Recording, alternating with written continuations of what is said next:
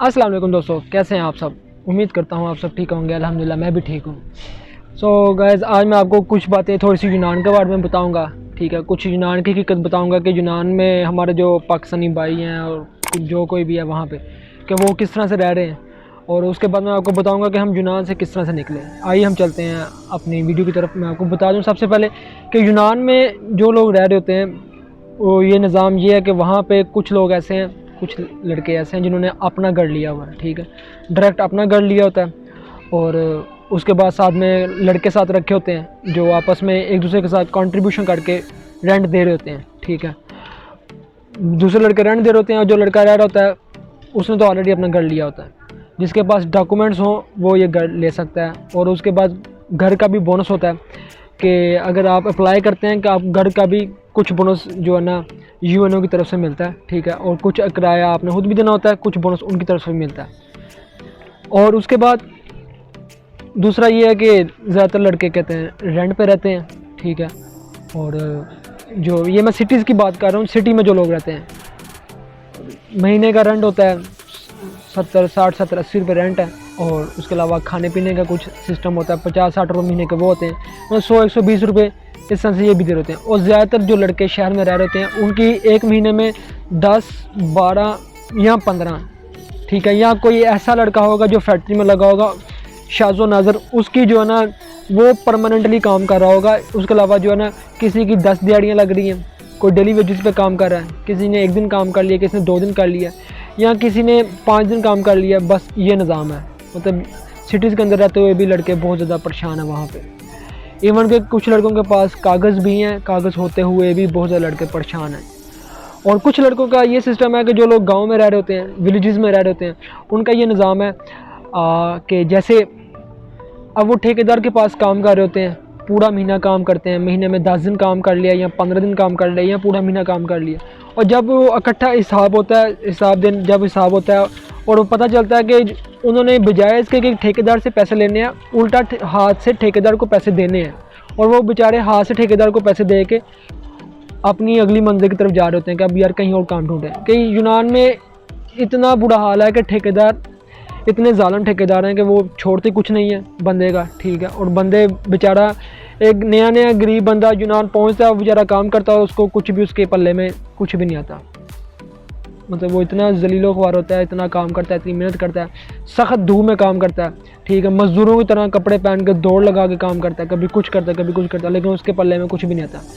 वही उनके साथ जो ठेकेदार, पुराने जो लड़के जो काम कर रहे होते हैं ठेकेदारों के पास, सिर्फ उन्हीं के पास कुछ ना कुछ बचत आती है। लेकिन जो नए लड़के आते हैं वो ज़्यादातर क्या होता है, वो बेचारे अपने हाथ से पैसे दे के जा रहे होते हैं। कि जो ठेकेदार निज़ाम है बहुत गंदा निज़ाम है, कहीं पर भी है। ठीक है, जो लड़के डायरेक्ट किसी क्या कहते हैं ग्रीस का कोई बंदा है, जैसे कि ग्रीस का कोई ग्रीका है, कोई घोड़ा है, उसके साथ डायरेक्ट काम करते हैं तो वो डायरेक्ट उसको पैसे अच्छे मिलते हैं। ठीक है, और अगर आप में से यहाँ में से कोई भी लड़का किसी ठेकेदार के नीचे काम करता है तो वो समझ लें कि बस वो बलि का बकरा बन चुका है, उसने अपने पास से ही पैसे देने हैं, उसको बचना कुछ भी नहीं है। ये था निज़ाम ग्रीस का कि किस तरह से लड़के ग्रीस में काम करते हैं और किस तरह से इनका रवैया, ठेकेदारों का रवैया क्या है। और इसी वजह से क्या होता है कि किसी की भी पूरी पढ़ नहीं रही होती ग्रीक के अंदर, और ज़्यादातर क्या करते हैं लड़के ग्रीक को छोड़ के और आगे की तरफ मूव करते हैं। जैसा कि मकदोनिया, ग्रीस के बाद सबसे पहला जो कंट्री आती है वो है मकदोनिया। इसी तरह हमने भी ग्रीस को छोड़ने का इरादा किया और हमने सोचा कि हम आगे यूरोप की तरफ निकलें, इटली की तरफ जाएं, अपने आप को, अपने फ्यूचर को बेहतर करने के लिए।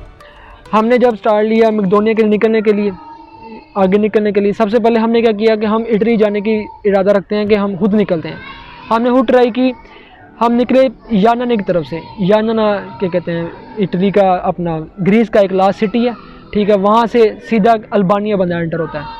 हमने वहाँ से जाने की कोशिश की, लेकिन मेरे पास कार्ड भी था, कार्ड मैं साथ लेकर निकला था। और जैसे ही मैंने वहाँ पे जाने की कोशिश की, मैं लास्ट सिटी में यानाना में उतरने वाला था कि पुलिस ने मुझे पकड़ लिया। पुलिस ने पकड़ा, उसने देखा इसके पास कार्ड है, उन्होंने उसी वक्त बाइज़ मुझे वापस बिठा दिया बस में, और मैं वो सारा दिन सफ़र करके दोबारा वापस आ गया। फिर मैं 1 हफ़्ता दोबारा उधर रहा एथेंस के अंदर। वहाँ से फिर दोबारा मैंने एक एजेंट के साथ बात की, एजेंट से बात करके और हम मकदोनिया के लिए निकल गए। एथेंस से हमने सलोनिकी की टिकट करवाई। सबसे पहले हम सलोनिकी गए, ठीक है। वहाँ से 25 यूरो की टिकट थी सलोनिकी की। सलोनिकी गए हैं, सलोनिकी जाके वहाँ पे एक होटल था पाकिस्तानी, वहाँ पे बैठे हैं, लड़के इकट्ठे हुए हैं, 40 से 50 लड़के वहाँ पे इकट्ठे हुए। वहाँ से फिर बस में बैठे। बस में बैठने से जैसे हम बस पे बैठे हैं, बस पे बैठ के फिर हमें क्या कहते हैं, वो खारा होटल है, सभी लोग जानते हैं, खारा होटल की तरफ हमें ले गए। जैसे ही हम खारा होटल पहुँचे हैं, खारा होटल पहुँचते ही वहाँ पे उस साइड पे उन्होंने हमें बिठा के जो था लड़का था जो हमें छोड़ने आया, वो हमें छोड़ के चला गया। उससे जो अब आगे लड़का जिसने हमें बॉर्डर क्रॉस करना था, वो हमें साथ लेके चल पड़ा। हम तकरीबन 2 से 3 घंटे चले हैं और बिल्कुल बॉर्डर के ऊपर जाके बैठ गए। वहाँ पे जो टैंकर था उसकी बात थी आगे ड्राइवर के साथ। ड्राइवर आया, उसने आगे गाड़ी लगाई है, शाम का वक्त था। जैसी गाड़ी लगी है मकदोनिया की तरफ, उसने फ़ौरन से हमें बॉर्डर क्रॉस करके जल्दी से हमें गाड़ी में बिठाया। गाड़ी में बिठा के और साथ ही हम क्या कहते हैं, गाड़ी में बैठे हैं, गाड़ी उसने स्टार्ट किया और 30 से 35 लड़के एक गाड़ी के अंदर उसने इस तरह से बिठाए हैं कि जैसे कोई बकरे नहीं बैठते, उसमें से बिल्कुल जगह नहीं थी बैठने की। और हम सारे खड़े थे और 3 से 4 घंटे वो गाड़ी चली है। और जो उसका लास्ट जो शहर था स्कोपेजी, ठीक है, बिल्कुल सर्बिया के बॉर्डर के पास, वहाँ पे जाकर उसने उतारा। एक घर था, उस घर के अंदर हमें ले गए, वहाँ पे हमें बिठाया, ठीक है। वहाँ जाके हम बैठे, मुँह हाथ धोया। उन्होंने हमें खाने के लिए कुछ चिकन और क्या कहते हैं मक्खन की टिक्की और ब्रेड वगैरह दी, हमने खाए। और वो लोग मुसलमान थे। और मैं फ़र्स्ट टाइम इतना हैरान हुआ कि यूरोप के अंदर भी, ये कंट्री भी, मकदोनिया भी मुसलमानों की है, लेकिन वहाँ पे अक्सरियत क्रिश्चियन है, लेकिन मुसलमान भी बहुत ज़्यादा। और वहाँ पे मस्जिदें भी हैं। यहाँ से हमें पता चला कि यार मुसलमान हर जगह पर हैं। खैर उन्होंने बहुत हमारी हिम्मत की और जैसे ही रात हुई उन्होंने दोबारा हमें गाड़ी में डाल के हमें आगे ले गए बॉर्डर के पास, सर्बिया के बॉर्डर के पास। वहाँ जब हमें उतारा गया, वहाँ से हमारे पास क्या कहते हैं जो आगे से लड़के थे जो जिन्होंने हमें रिसीव करना था और हमें बॉर्डर क्रॉस करवाना था, वो लड़के आ गए। उन्होंने हमें रिसीव किया और रिसीव करके वो अपनी सेफ में ले गए जहाँ पर उन्होंने पेमेंट करनी थी। जैसे ही हम क्या कहते हैं मकदोनिया के बिल्कुल लास्ट पे सर्बिया के बॉर्डर पे हम गए हैं, वहाँ पे जाकर उन्होंने हमारी क्या कहते हैं हमारी पेमेंट की है। 1 से 2 दिन में उन्होंने हमारी पेमेंट की। और जैसे ही उन्होंने हमारी पेमेंट की, पेमेंट करने के बाद जब सब लड़कों की पेमेंट होगी, 30 लड़कों की जब पेमेंट हो जाती है, पेमेंट होने के बाद फिर वो ग्रुप निकालते हैं और ग्रुप को निकाल के आगे लेके जाते हैं। और आगे क्या कहते हैं जैसे उन्होंने हमें बॉर्डर क्रॉस कराया, एक रात के अंदर उन्होंने हमने बॉर्डर क्रॉस किया।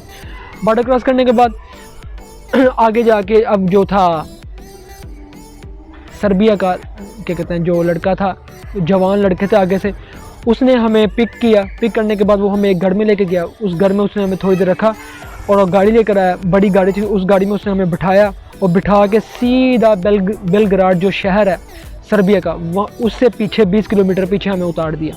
वहाँ से हमने टैक्सी करवाई, टैक्सी करवा के हम सीधा बेलग्राड चले गए।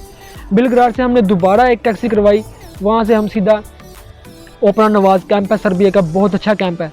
अगर यूरोप में इटली से पहले और तुर्की से लेके इटली से पहले तक अगर कोई बहुत अच्छा कैंप है तो वो बेलग्राड कैंप है। बेलग्राड के अंदर क्या कहते हैं ओपरा नवाज कैंप है, वहाँ पे हम चले गए। एक दिन उन्होंने हमें बाहर भी नहीं जाने दिया, हमें अंदर रखा रात को। दूसरे दिन सुबह उठा के उन्होंने हमारा नाम वगैरह पूछा, हर चीज़ पूछा, वो हमारा कार्ड बना दिया। और वहाँ पे खाने पीने का निज़ाम बहुत अच्छा है, वहाँ पे रहने का निज़ाम बहुत अच्छा है, टॉयलेट्स और क्या कहते हैं नहाने का निज़ाम बहुत अच्छा है। हम 5 से 6 दिन वहाँ पे रहे हैं। उसके बाद फिर हमने सोचा कि हमें आगे निकलना चाहिए बोस्निया के लिए। तो वहाँ से फिर क्या कहते हैं हमने स्टेप लिया आगे निकलने का। ये था हमारा सफ़र यूनान से लेके मकदोनिया छोड़ने का और सर्बिया पहुँचने का, ठीक है। इस तरह से हम 4 से 5 दिन के अंदर हम यूनान से लेकर सर्बिया और यूनान से लेकर हम सर्बिया तक पहुँच गए 4 से 5 दिन के अंदर।